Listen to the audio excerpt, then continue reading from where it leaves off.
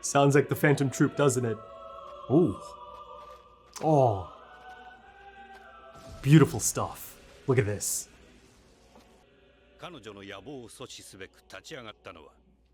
This is their home.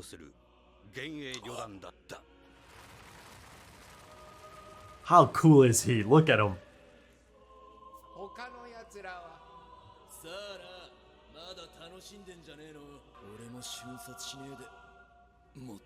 That's a little bit similar to the Big Bang Impact, right? Uvogin.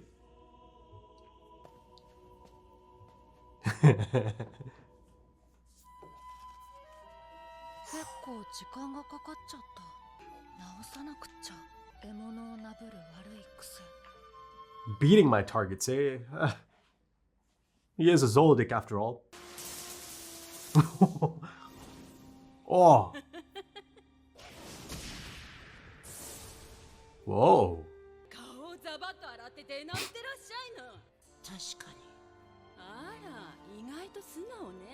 Hey, you took a hit. A little bit rusty, eh, Phaeton?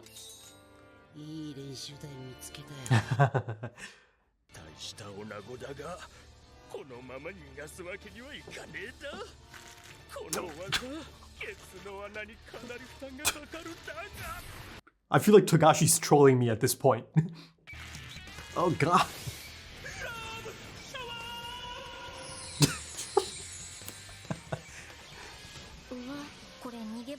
Even now, so calm.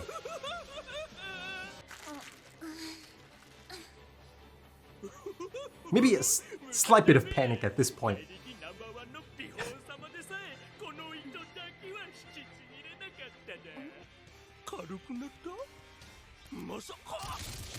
Oh.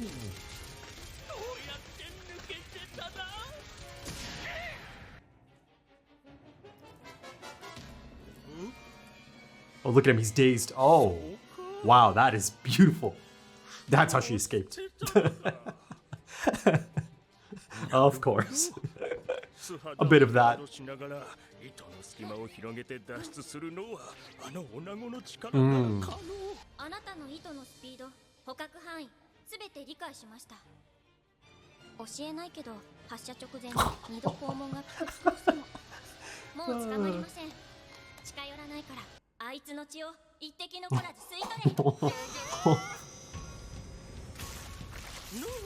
Oh.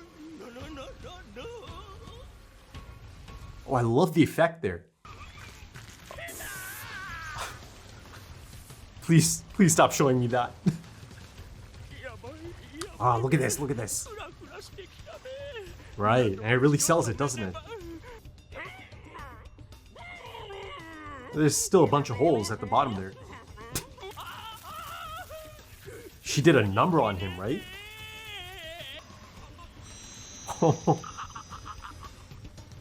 Suck the life out of him.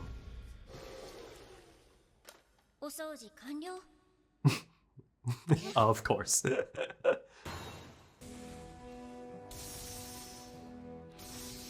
Zoldyck theme. Interesting.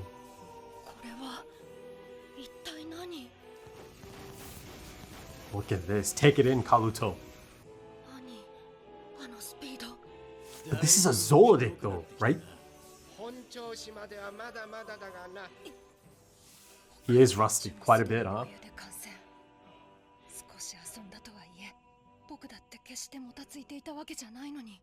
Yeah, these are special people. It's a different level. Wow.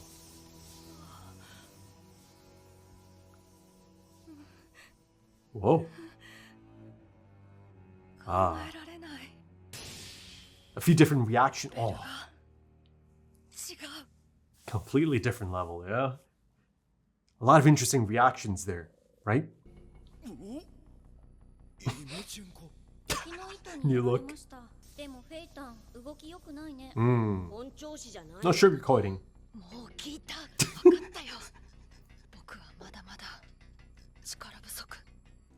Ah! Ooh.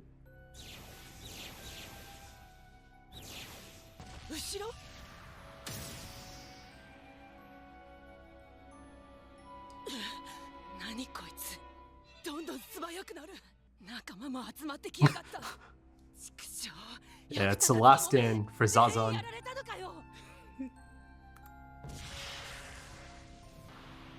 Penguin over here. Ooh. Oh, he scuffed her up.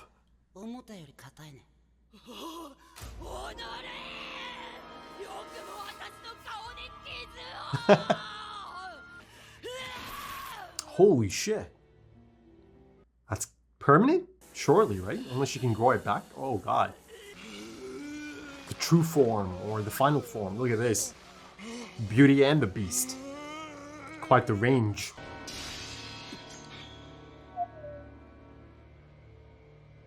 Look at this.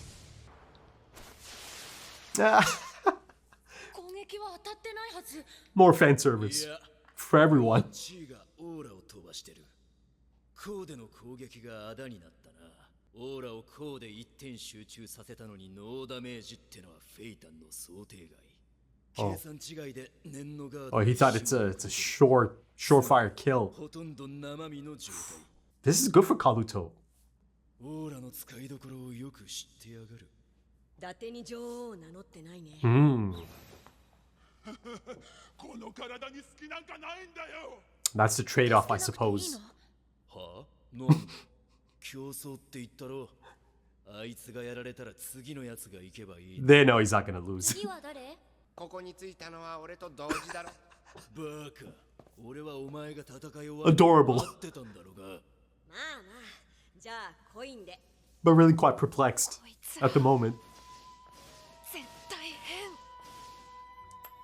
表。じゃあフェイタンがやられたら次は俺だな。甘かった。ナンバー2くらいならすぐ。Number 2. Interesting though. But you're in the right place.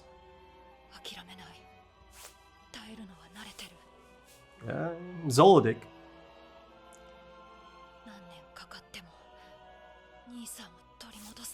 Look.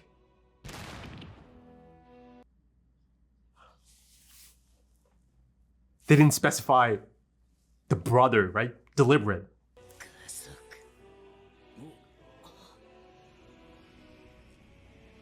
Ooh.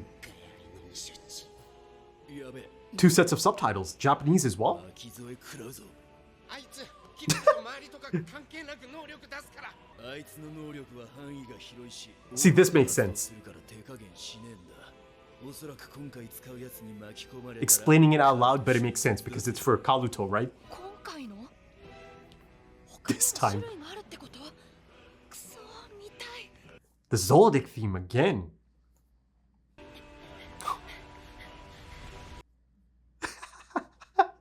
You know, I kind of adore Kaluto, who's on a mission. いつの間に着替えた。いや、それよりも明らかにさっきより強いぞ。絶世顔みたい。Here it comes again. 灼熱に変えて。ペインパカー。 Unforgiven? Ooh. So that's an emission, right? I like how he's looking after Kaluto.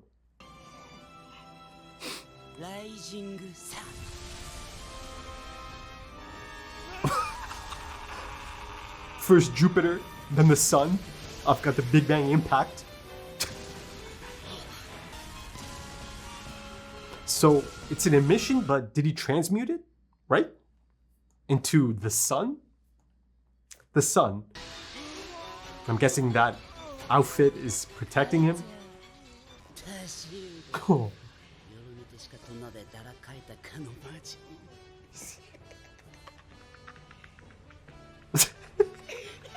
He's cackling.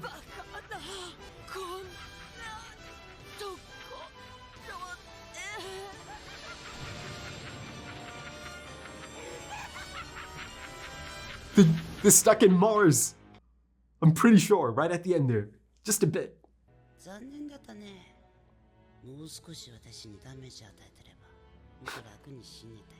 Ah, it's an interesting ability.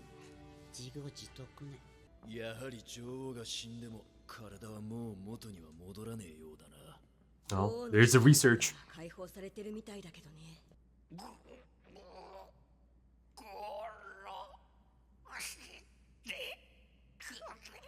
俺たちを Prison of flesh. Yeah, they're focusing quite a bit on Finks. 事前で殺しなんざまっぴらだ。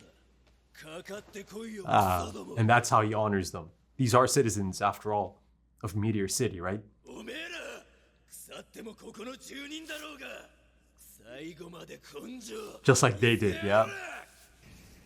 This gives them a dignified ending, right? 派手に行け Die with a bang, yeah. Yep. It's not pest control, it's giving them, a proper send-off. じいさんたち今度は報復の対象は本当の女王アリまで広げるかどうか Look at that, buried every single one of them. Beautiful stuff, man. 付き合いきれねえバカどもだな Finks really cares. Good guy, Finks. それでもここに残るんでしょ。だって他にやることねえしよ Oh, he gave her the thing, the garb. 団長か Good guy, Finks. 信長だった。こ Nobunaga. っちの仕事を手伝わないかってさ。 Yes. なんだよ誰がやるかバカ Okay, I'm getting greedy. Yeah. ただ待つ身はつれえなフィンクスってば、なんか片思いの女の子みたい。乙女チクね。 Like I said, their brand of banter is just immaculate. The bonds are immaculate. Oh boy. ちょうどその頃ゴンとキルアは東ゴル島共和国への侵入 Are they を naked? 開始しようとしていた Speaking of bonds, yeah. 王のため直属護衛軍によって行われる国民の選別が開始されるまであと9日 9 days, eh? Ah. Okay. Okay, yeah, so it looks like it's a 2-episode mini arc, an absolutely delightful detour. But now the focus goes back to the final phase, right? A glimpse of Meruem and also Gon and Killua, right?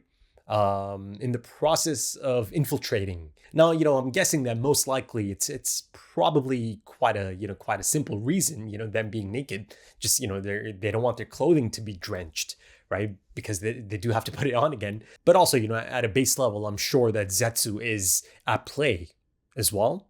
But yeah, nice little setup. Of course, there's going to be plenty of time to focus on that. So, I'm not really gonna get into that too much. Most of this is about to be about this episode and this mini arc.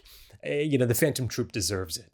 At this point, it's really quite clear that one of the main themes of this anime is bonds, right? Be it familial bonds, be it found family bonds, be it bonds of friendship. And the really cool thing about this is that it's not really a one size fits all approach to bonds, right? It's really unique. On a case-by-case basis, right? Look at the bonds between the Phantom Troop. This is just, these people are connected, forever in this lifetime and any lifetime beyond this. That's just, to me at least, that's just so clear. It was clear in the York New City arc as well. But, once again, seeing them on screen, even for 2 episodes, and just seeing how close they are, right? And how much they care for each other. Again, it's a specific type of care, their brand of caring for each other, right? And believing in each other, and teasing each other. I mean, like I said, their brand of banter is it's just so fun, isn't it? You can just kind of sit back and take it in nonstop. I'm just smiling ear to ear, right? Grinning ear to ear. I mean, at this point, and it's probably not going to be a shocker for any of you to hear this, but at this point, one of the things I would love most is a backstory, right? A backstory for the Phantom Troop. Listen, I'm not saying it's required, because even without any, detailed backstory, I think I have enough anyways to really, really just enjoy the Phantom Troop. I mean, they feel complete as a group, You know, not everyone needs an origin story, but I would love it. Of course, I would love it. Now, of course, I'm not sure if that's a realistic expectation at this point, given, the final phase of this arc, and then the episode count as well. I mean, it's getting there. It's getting there, right? Episode 98 up next. How about that? But, still, okay, there's still a decent amount of episodes, right? Maybe I might get another, look at the Phantom Troop. But if that happens, I'm thinking just down the line. Maybe even in the final 10 episodes, final 5 episodes, maybe. Because, it's interesting to think about how exactly they approached it, right? As far as the production is concerned. So I'm guessing that, perhaps by the time it gets to the final stretch, maybe the final few episodes, they might have planned in a manner that I suppose doesn't leave cliffhangers or too many cliffhangers, right? Because again, I'm assuming they must have known leading up to it that, they'll have to kind of, end it off at that point for now. But then, of course, for now became years and years at this point. But yeah, it's more of the same, more Phantom Troop. I thoroughly enjoyed that, especially, the specific focus in this episode as well, be it Phaeton and Shizuku. I mean, it's quite the showing for both of them, but, Phaeton specifically, quite an outrageous ability on display, right? Taking out Zazan. Zazan's been around for some time for the Chimera Ant arc. So, it's kind of a major death, maybe not as major as, one of the OG characters, but still, right? I kind of felt the impact of that, losing Zazan. But then also, Finks is still kind of in the limelight, isn't he, in this episode? He seems to really have quite the connection to Meteor City. I mean, all of them do. This is truly home for them, right? And they'll die defending it if need be, right? They'll step up, and he implores some of these Chimera Ant soldiers, right? The rejects, I suppose, the ones that are asking for death at this point, begging for it, begging for mercy, essentially, right? But, I just loved how it's so on brand, right? It's Finks's, brand of mercy, I suppose, right? The closest he'll get to mercy is, to engage them in battle, to give them that at least, right? A dignified ending. So I really like that approach by Finks. This is how he honors them, the fellow citizens of Meteor City, right? The ones that have essentially no future, but at least he can do this for them, right? Give them this. And of course, the rest of the Phantom Troop certainly understood the assignment as well, right? And yeah, you see immediately, they took the time to bury each and every one of them, be it the ones that they just killed off inside of that castle, perhaps the ones that, that are kind of stuck in limbo because again, the council didn't really quite know how to handle it. But again, this approach, this direct approach, kind of gave them that answer as well, right? The research that they got by actually tackling the situation. And that's Finks's approach, right? He doesn't like their approach. They just kind of sit around, the council, that is, they just sit around, they think they want to do this or they want to do that. They're always just thinking, right? Finks is all about action, taking action, putting it into motion, right? And through that, he was able to get results, right? And he was able to get information on these creatures now, right? Again, once upon a time, they used to be fellow citizens. So, I love how there's that built-in respect. But in the middle of all of this delightful Phantom Troop content, there's quite a bit of intrigue here. Kaluto, all of a sudden, it just kind of reframes everything about Kaluto, right? His reasoning for joining the Phantom Troop, right? His pledge, his mission. It's just, fascinating stuff all of a sudden. But, again, it's bittersweet because I'm not sure, if it's going to have a chance to come back to this before the episode count runs out. Again, I'm kind of hopeful maybe in the final phase, maybe in the final 15, final 10 episodes, maybe they could kind of, show a bit of everything, before it kind of leaves it off. But again, you don't want to, it's tough. It is, it's a tough thing to kind of pull off because like I said, you don't want to give us too many cliffhangers at that point. But yeah, Kaluto's got his own motives to be out here. He's not just a zoolitic plant. I mean, that could be a part of it as well. But, they made it really quite clear that he's out here, right? He's on a mission for sure, right? And he's not giving up, even though he gets quite the reality check, right? And I mentioned at one point of the episode, this is a Zoldyck. At the end of the day, it's a Zoldyck, and he's been through quite a bit. He said it himself. I'm used to toughing it out. That's just part of life as a Zoldyck, right? So, he's up for the challenge, even though he's a little bit perplexed, a little bit baffled, at one point a little bit terrified almost. But, I loved how it switches almost immediately into, excitement that, he is surrounded by these types of people, incredible people. It's a once in a lifetime type opportunity for him as well to be in the group at this point in time, right? Because now you have a Zoldyck who's also learning from the Phantom Troop, legitimately learning from them. I mean, all of a sudden, I really care quite a bit about Kaluto's development as well. But yeah, he said he's going to tough it out, all for the sake of retrieving his brother, right? He said, retrieving my brother. And this is happening as I get a family portrait. This is quite a sudden moment. It really took me by surprise to, get that.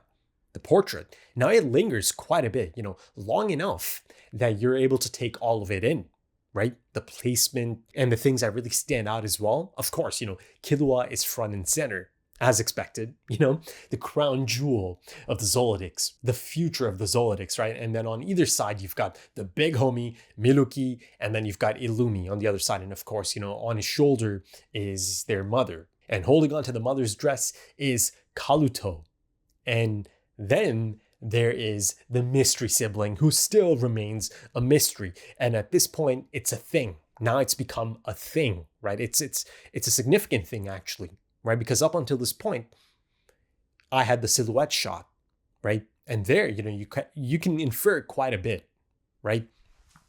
If you really truly look at it, because there, I got a glimpse of Killua holding hands with this mystery sibling. That's something unique. That's something that stands out. Because they made it clear that the Zoldyck siblings don't have that type of affection for each other. There's an affection there for sure, right? But it's a really specific Zoldyck brand of affection and love. And now there's another angle, Kaluto. Because, the key here is that, he doesn't specify. And of course, that's quite a deliberate choice to not specify the brother he's speaking of, right? It could be, there's a lot of possibilities here. Right? Even a crazy one, because, the thing is, it's quite deliberate. I feel like it happened too many times, one too many times for it to be a coincidence, right? It's a deliberate choice to have some of the Zoldyck theme playing, or kicking in even as Phaeton shows up on the screen. Now, this is perhaps the most unlikeliest of the possibilities, but, I feel like it's a deliberate thing that they're doing here. Sure, it could be misdirection. For me, it's a matter of, okay, is Kaluto referring to Killua, or is he referring to the mystery sibling that I do not know yet, right? Could be either one. Now, I got a glimpse of Kaluto back at the Zoldyck estate. The only time I really saw a reaction out of Kaluto is, once the notion of friends came up, right? That, these are Killua's friends, apparently. And, you see that Kaluto's just kind of like, whoa, huh? Friends? My brother's friends? And, of course, he, the mom yells to get his attention, and he catches up. Right? That's one of the only times I kind of see something. So, beyond that, it's kind of tough to judge the dynamic Kaluto and Killua have, right? Because, I have seen the dynamic that Miluki and Killua have, and the dynamic Illumi and Killua have. Just really quite recently, Killua finally escaped from the clutches of Illumi's specific brand of affection, right? Brotherly love. Now, let's look at the two possibilities, right? Yes, there's kind of a third, but that's more of like a long shot, 1 in a million type thing. Because at this point, I don't think there's enough there, but they're still kind of flirting with the idea in the presentation of the scenes. So if this brother that Kaluto is referring to is the mystery sibling, then that raises other questions as well, right? Okay, and that kind of goes back to just the initial silhouette in the first place. Okay, it appears that Killua has a relationship, quite a loving one perhaps, but there's been no mention of the sibling. Killua has not mentioned the sibling once. It's I don't know, it's just out of mind, out of sight up until this point, right? I mean, it's a deliberate approach, especially now, that once again, they don't show you the face. So yeah, at this point, it's kind of clear that there's something going on here, right? Because it's just bizarre that Killua has never mentioned this sibling, and just, I don't know, it just feels strange to me. And then, of course, in the Zoldyck Estate arc, Rescue Killua arc, no mention, no sighting, nothing of this mystery sibling, again, other than a silhouette shot. So yeah, there's a few possibilities here, right? So, you look at some of the common, or some of the thoughts that come to mind almost immediately. Has a sibling been banished? Did the sibling actually just get out of there, escape? That's something Killua can certainly relate to, and that might be one of the reasons they connect. I mean, is it possible that the sibling is kind of considered to be a bit of a black sheep of the family, right? Perhaps banished for that reason, or, in true Zoldyck fashion, the opposite of that, confined to the Zoldyck estate, but clearly out of sight and out of mind, right? So if it's confined, it's just, really confined. I mean, I've seen it on display. The Zoldicks love the dungeons. They love their dungeons. They've got plenty of them. So it's possible that, the sibling could be stashed. But see, if that is the case and the mystery sibling is at the Zoldyck estate, I find it really hard to believe that, Killua could go back there, right, in the Zoldyck estate arc, Rescue Killua arc, and not even mention the sibling. The sibling doesn't come up one bit, right? And then, of course, there's the other possibility, right, that Kaluto's actually out here for Killua. I mean, it gives us this insight, doesn't it, that, Kaluto cares about Killua, his brother, and he wants to bring him back. He wants to be together. Perhaps he looks up to Killua. And the crazy thing is, they happen to be on Greed Island at the same time, and they just didn't even know it. Kaluto and Killua, right? Really quite recently. And then, of course, there's the unlikeliest possibility out of all of these possibilities, and that's, Phaeton having some kind of connection to the Zoldycks. I think I kind of flirted with that idea as well back in the York New City arc, because of, his abilities, really specific abilities that are quite reminiscent of Zoldycks, or Killua's rather, right? The hand, the claw hand, the super sharp hand. But again, other than that, there's just not enough there. But, the thing is, they're being cheeky. They're being cheeky because the Zoldyck theme is playing around the same time Phaeton's in action, right? Yes, it's through the lens of Kaluto as well, taking it in. Or trying to take it in, it's nearly impossible to keep track of these people and the levels. But, I really love that aspect of it. Kaluto getting to experience the Phantom Troop do their thing, right? In their element. Just really, really quite shocked at the display. And again, like I said, this is a Zoldyck. His father is Silva. His grandpa's Zeno, right? He's seen some bad motherfuckers. So that right there again kind of tells you about the level of the Phantom Troop and just how damn impressive these people are, right? Again, iron sharpens iron. They've been there. They've been to hell and back together, and that's the foundation of these unbreakable bonds between the Phantom Troop. But look at the effort that was required to beat Zazan, right? To best Zazan. Quite a bit. It took quite a bit. Phaeton had to dig deep and, again, show me this outrageous ability. It's a really unique ability, of course, as expected, of Togashi at this point, kind of based on his anger, anger and pain. And then, of course, dishing that pain back. There's a one line of dialogue, right? It goes hard as fuck. Let's be honest here. Now I return your pain. And also, there's something really unique going on here, right? Because in addition to the English subtitles, there's also Japanese subtitles. So at that point, he's speaking something that requires even Japanese subtitles, I'm sure there's an explanation for it, and I'm sure you'll let me know in the comments. But yeah, in terms of the effort that was required to actually best Zazan, actually take care of Zazan, you see that, it does a great job, a fantastic job of, kind of depicting or perfectly showcasing the widespread threat at this point, right? Beyond Meruem and his guards. And that, people have to handle it. And in a lot of cases, it's going to be locals, So yeah, I like that it's not just kind of ignoring that aspect of it. Yes, there's Meruem and the three guards. Those are the top dogs, but there's also these other formidable ants out here trying to make their own kingdoms. Ants like Zazan, the late Zazan at this point, who, kind of came up against a bit of a rusty Phaeton, but, Zazan almost immediately noticed that, okay, Phaeton's getting quicker and quicker. So, the more he fights, the more he loosens up, he's kind of catching a rhythm, right? Getting to his best. But, also, as far as Zazan is concerned, there's something interesting there, right? In terms of that transformation, I called it Beauty and the Beast, and, that she has quite the range, but it looked like she gave up her tail, and the tail is really quite a crucial component of kind of, being that queen or becoming a queen or building that kingdom. It's been critical in terms of, creating that new army of Chimera and soldiers, right? But, she rips that out. And I'm going to go ahead and assume that's like a permanent thing, perhaps. But, it's kind of like it's an exchange, isn't it? Gave up that really crucial tail and the things it's capable of in exchange for this final form, this monstrous final form that was essentially, meant to be kind of untouchable. But again, at no point did Zazan think that, oh, the fucking sun is going to obliterate her, right? Point blank. But yeah, of course, I love this 2-episode mini arc. Really, really enjoyed that. And I think it kind of came at the perfect time, and it actually is a perfect length. It is, of course, I wanted maybe a third one, but 2 episodes is perfect. And now it's kind of going back to the final phase. I just don't feel like it disrupted anything. Again, it could be my bias speaking as well, because I just love the Phantom Troop so much. So I'll take any Phantom Troop.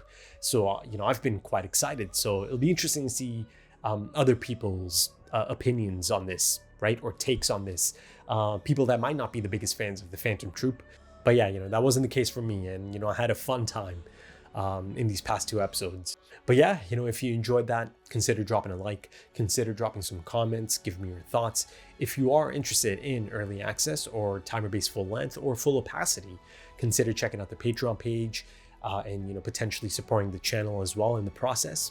The links are in the description and the pinned comment, also links to social media if that's your thing.